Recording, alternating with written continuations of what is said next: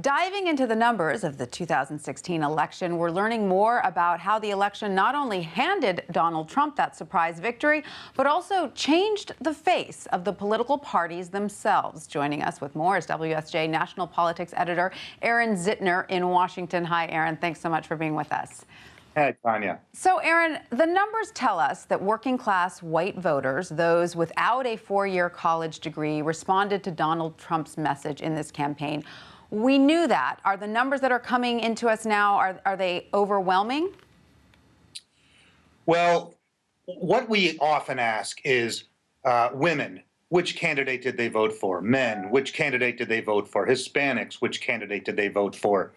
This is something a little different. Here we asked, what is the membership of the Democratic Party today, and what is the membership of the Republican Party today, based on the choices people made for president? So, yeah, we knew that Donald Trump won the White House in large measure because he drew a lot of working class white voters into the election. He won those voters by 39 points. This is something a little different. What this tells us is that as a share of all Republican Party members, as defined by people who voted for the Republican nominee, Republicans are relying on working class whites for 48% of their votes. Almost half of Republicans are working class white voters. And we did that with different categories in the electorate. That is so interesting because, of course, we've known that the Democratic Party has traditionally been known as the party of the working class.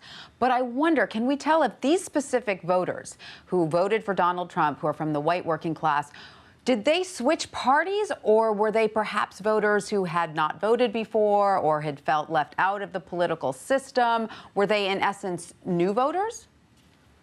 Well, here's what we can do. Some of them, we know from other sources that some of these were people brought into the system, but we know that a lot of them were people who voted Democratic in the past and switched to the Republican Party. And we can tell that by looking at the vote totals in individual counties around the country and other measures. But what this tells us is that every year, more and more, Republicans rely on working class whites for a larger share of their votes. And that's a declining force in the electorate. So more and more they're relying on a shrinking part of the electorate. Look at other groups, income and education. This is a flip side of working class whites.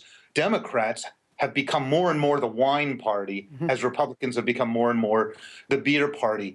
4 years ago, both parties were at parity when it comes to the share of their members who didn't have a four-year college degree. People with an associate's degree or just a high school diploma or maybe some college represented 53% of the members of each party. But as the Democrats become more kind of wine party upscale, Republicans more reliant on lower income and people with lower educational attainment, that changed this year. Postgraduates and people with college degrees really make up a much larger part of the Democratic Party than they do with the Republican Party.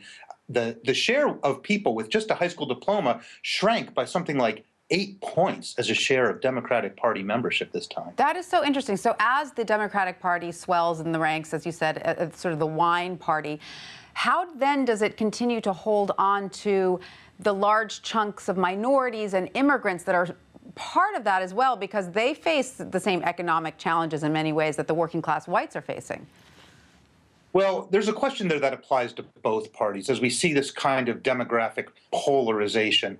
As the Democrats become more a party of upscale whites and minorities, and Republicans become so reliant on these working class whites, the question is, how do you speak to different groups of voters at the same time?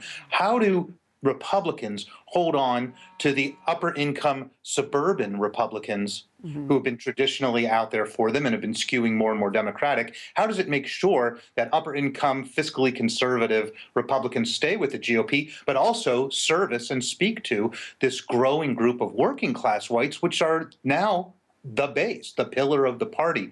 How do Democrats as a party look at the Democratic contingent in Congress, for example? It mirrors its voters. African-American members of Congress now have a lot of seniority in the House of Representatives.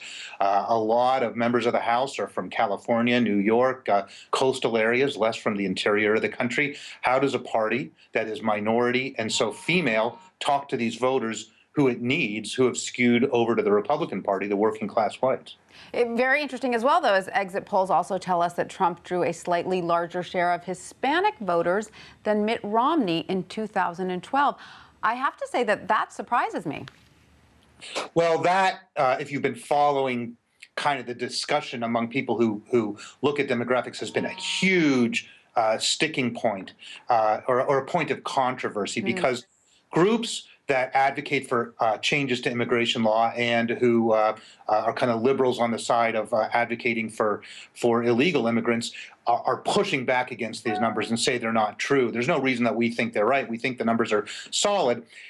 Yes, the expectation was that Donald Trump, who had disparaged many Mexican immigrants, who had gone after Judge Curiel for his Hispanic heritage, and had called for a deportation force at one point to remove illegal immigrants from this country, would see his support among Hispanic voters decline. Well, whatever the number is, it didn't collapse. The exit polls show that Trump got a little bit more support from Hispanics than Mitt Romney did 4 years ago. Whether that's right or wrong, one thing is true, is it didn't collapse. Right. And that's a problem for people who want immigration overhauls, because they said, hey, if the Republican Party doesn't get right on this issue, they'll pay a penalty at the polls. Right. All right. So big challenges ahead for both parties, correct, Aaron?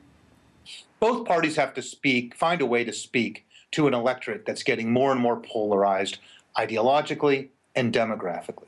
We will see how they do that. All right. Aaron Zitner, thank you so much for that. Thanks, Tanya.